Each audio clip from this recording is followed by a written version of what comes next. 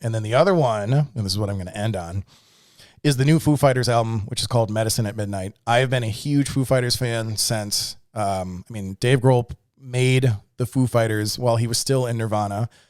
Made it on he made a cassette tape where he played all of the parts and wrote a set of songs that ended up becoming the first, what people call the Ray Gun album. It's just that first Foo Fighters album that has like Big Me and I'll Stick Around and stuff like that on there. And he was really scared about it. He'd never done anything like independent like that before. He made this cassette. He showed it to Kurt while he was still alive and got some feedback on it. And Kurt said he fucking loved it. There's this interview where Dave talks about like Kurt was kind of quiet while listening to the whole thing. And he was sitting in the tub and then he just like gets out of the tub and gets up and just gives Dave a hug and says like, I love it. I'm so happy that you're doing this. And, Dave put out the Foo Fighters album as Foo Fighters. He didn't want people to know that it was the drummer of Nirvana. In fact, I think Nirvana's in their 26th year of making music, and there's still people that don't know that Dave Grohl was the last drummer. There was actually several drummers of Nirvana, but he was the last drummer in Nirvana. And I think that's Dave prefers that, and they still managed to become arguably the biggest rock band in the world, at least of our generation. Like they're still like the Stones and whatnot. They have the longevity and the catalog and stuff, but the Foo Fighters just, I think like commercially and relevance wise and how prolific they are, I think that by most standards, they're the biggest rock band in the world. So when you have a band like that, that's prolific, I think they're on their 12th album.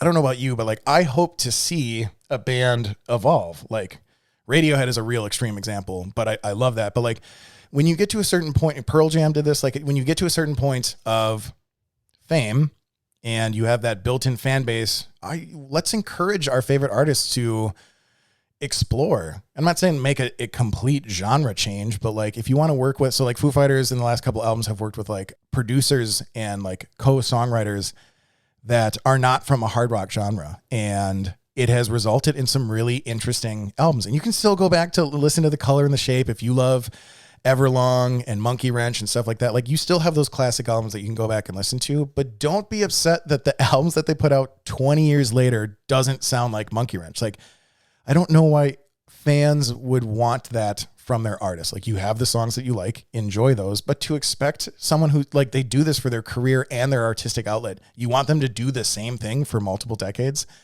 I don't get that. So there is this review from the AV Club, which is, I believe, connected to The Onion. And there's just this one snippet that I want to read. So basically, the review of the album is between two of the writers at the AV Club, and both of them claim to be like diehard Foo Fighter fans, but they talk about how they feel about this album. The title of this review is the Foo Fighters' new pop-oriented album a triumph or a turd? So good start there. And this came out on February 4th. And it's basically just this conversation between these two writers at the AV Club talking about whether or not they like it. Spoiler, basically, they both don't like it, and they give a myriad of reasons why. But I wanted to read this one snippet just to talk about how much I think this review is stupid. Gwen says, I will never quit the Foo Fighters. My love of the first two records still knows no bounds. And then in parentheses says, I would put on The Color and the Shape tomorrow. That's the album that has Monkey Wrench and Everlong on it. And they've given me some of the greatest live show experiences, yes, even in arena rock, that I've ever had. In fact, it's the opening bands, Ray Gun, Cheap Trick, and the live covers like Under Pressure, Miss You, and School's Out that indicate the unbreakable tie between Dave Grohl and fans like me. We all grew up on the same classic rock radio. The band is never better than when Dave and company just dive into that unabashed love for bell-bottoms era rock and roll. I mean, if you listen to this album, you would think that based on that paragraph, they would love the album, but here's where it goes. So I was disappointed when the Foos debuted their new song, Shame, Shame, on their recent Saturday Night Live appearance. They actually misspelled Saturday Night Live. Shame on you. A snoozier song has scarcely been released. When people say that the Foo Fighters have no new sound to offer, this track, so somnambulant, and I'm going to define that word for you, so somnambulant as to appear to be actually running backward, is actually what they're talking about. It's not the worst song on Medicine at Midnight. That would be the execrably schmaltzy Chasing Birds, which aimed for a Walking After You territory and failed miserably.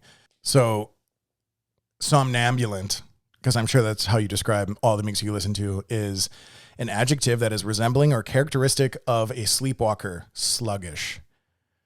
So a band that you love went out of their way. It's just so weird to say that, like, when people say the Foo Fighters have no new sound to offer and you love the color and the shape, but then they put out a song that doesn't sound like the color and the shape, you take a shit on it.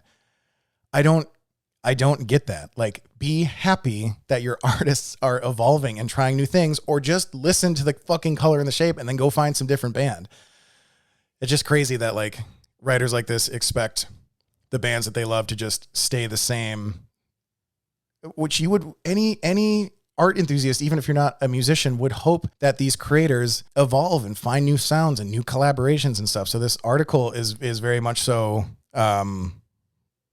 just counterintuitive. There's another one in here that I love. Oh God. Okay. This pissed me off. So this is from the other writer, who is Alex McLevy, or Levy. I'm not sure. Like you, I was a fan from the start. Hell, even more so, considering Grohl, and this is a hyperlink, so you can click on it and read his story, reached out to me as a young punk kid to offer words of encouragement when I needed them. I'll always be curious to hear what he's up to, but a funny thing happened over the past few years. First, there was the Sonic Highways documentary and accompanying album, which was the first time I realized that Grohl wasn't exactly a world-class lyricist. That was a great music doc series that unfortunately ended each episode with a new Foo Fighters song, the lyrics prominently displayed on the screen. A genuine mistake if the show wanted people to come away with a newfound admiration for Grohl's words. Okay, as a Foo Fighter, these people claim to be Foo Fighter fans. There's so much wrong with this sentence. That's the genius of the whole point of the show. Is they go to, it's 8 or 9 cities that they go to. They interview all of the prominent musicians from as many genres as possible that are still alive. So blues, soul, funk, rap, hip hop, metal, punk, hardcore, acoustic, whatever. They get as many people from as many generations as possible and hear their stories of what brought them to the city or what brought them into music, and how their music is reflective of the city that they love and they record in, and how they foster new creativity within their community, and how they're excited about the new generation of people in Seattle or New Orleans or Nashville or New York. And then it's so clear that, and this is probably why it's written on the fucking screen, that the lyrics are based off of those conversations. The whole album is called Sonic Highways. It's literally a love letter to the music of America and these different cities. And the lyrics are based on, they literally pull quotes from what all of these people say. Trent Reznor, Muddy Waters, Melissa Etheridge, Frank Black.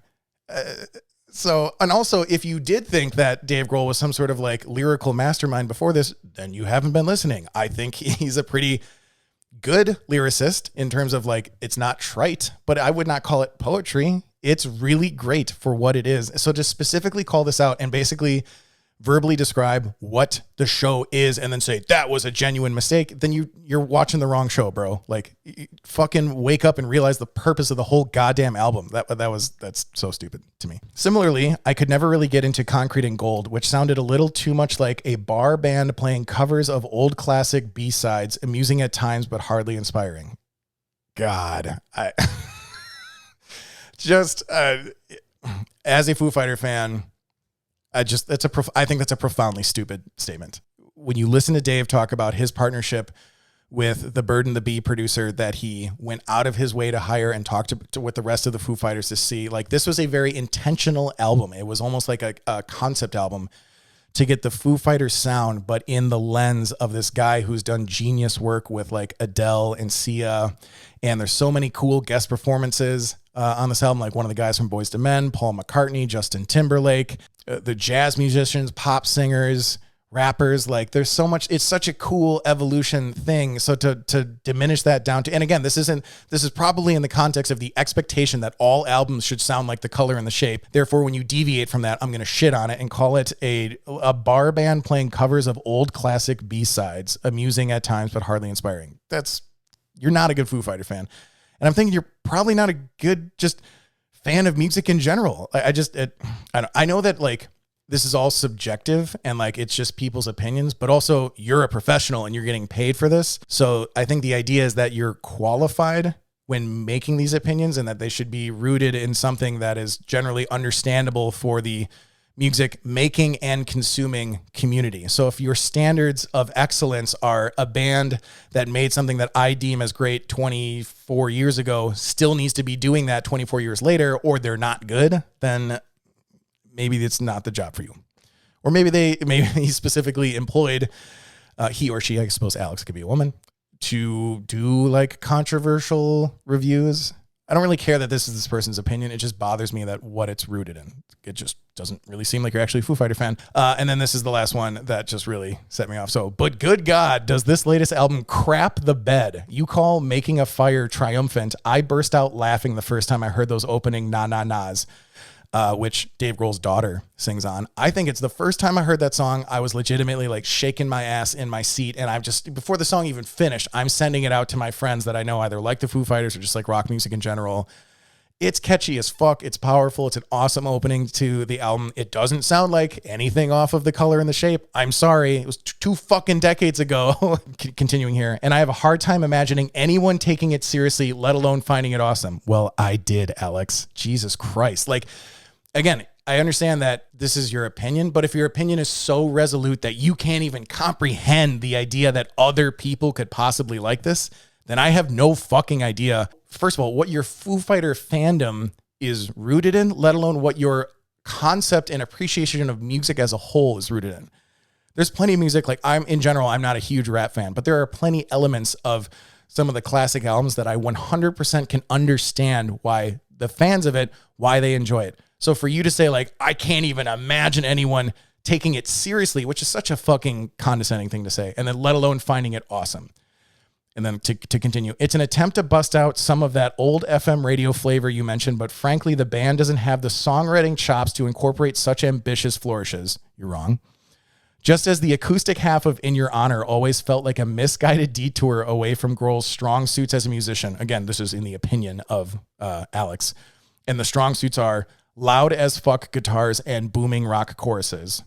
Medicine at Midnight efforts to bring in synth-heavy and orchestral retro rock influences plays like someone's uncool uncle who used to gig in a hair metal band discovering Pro Tools and thinking, sweet, I always wanted to make Bat Out of Hell 4. Dude. It's like you're trying to be an asshole. Like that level of snark, I cringe to think about how if I went back and looked at other reviews of Alex and the artists that they've reviewed from maybe even bands that they'd never heard of or that they just right off the bat don't like anyways. And this is the kind of review that you're giving a band that you claim to love and you affectionately link to an article like, I'm always, he reached out to me when I was a punk kid in need of encouragement and I'm always curious to see what he's going to be up to. And then you take this runny shit on using your platform to leverage it. You just shit all over not only this album, but basically this current iteration of what the Foo Fighters are and their artistic evolution and expansion. It's just like, what? God damn it. That just sounds like so unfulfilling. If you actually believe this and you're so this disappointed, like violently, thoroughly, wholeheartedly disappointed by this apparently audio rape that's happening to your ears, like Jesus Christ, man, get a different job then, because apparently you're just being assaulted on a regular basis. It's just fucking sad, dude. Anyways, in my humble opinion, I think the album's fucking great. It's not my favorite Foo Fighters album. I do think it's a great example of them continuing to evolve and try different things as a band who strives to be prolific. And I would hope that what's what most people want from their bands. I'm not saying that the Foo Fighters can do no wrong. There's plenty of Foo Fighters songs that I just flat out don't enjoy, but they're still in the context of an album that I think is of Foo Fighters caliber. And I like that in the second half of their career, Dave has been going out of his way to expand what the Foo Fighters are. And still, when they go on tour, they're going to play your fucking classics, Alex. You can go to that show and hear Monkey Wrench and Everlong, and you can fucking go back to that punk kid days where you fondly remember Dave reaching out to you, giving you words of encouragement. But don't fucking set yourself up for the failure of expecting Dave to adhere to you and everyone else who, for whatever reason, shares your opinion that everything needs to be the color and the shape. It's just not a way to appreciate art. Or at least, I mean, you can do it that way, but you should fully brace yourself to be consistently disappointed and maybe even just disillusioned in artists as a whole. So I feel bad for you. And I hope that maybe over time you can change your perspective on what to expect from the artists that you love, let alone your approach to artists that you're not familiar with. Anyways, rant concluded. Thank you so much for listening to this week's solo episode of the MindMeld podcast with Dave Perry. I'm going to chop this shit up right now and remove all of my coughs and swallows and burps and dogs barking outside and shit like that and throw it up. And then I'm going to continue editing the really great, I could be totally wrong. You tell me, come to social and take a big Alex level runny dump on my episodes. If you don't like it, I would prefer that you come to the community and let me know what you don't like about it. And please use the word somnambulant. That would, oh, Dave, these interviews are so somnambulant. I would prefer to hear that than to you just like dismiss it right away. I aim to please. I want to make the best show possible. I listen to podcasts every week. I try to learn from those who do it best and then implement it in my own way while staying true to myself.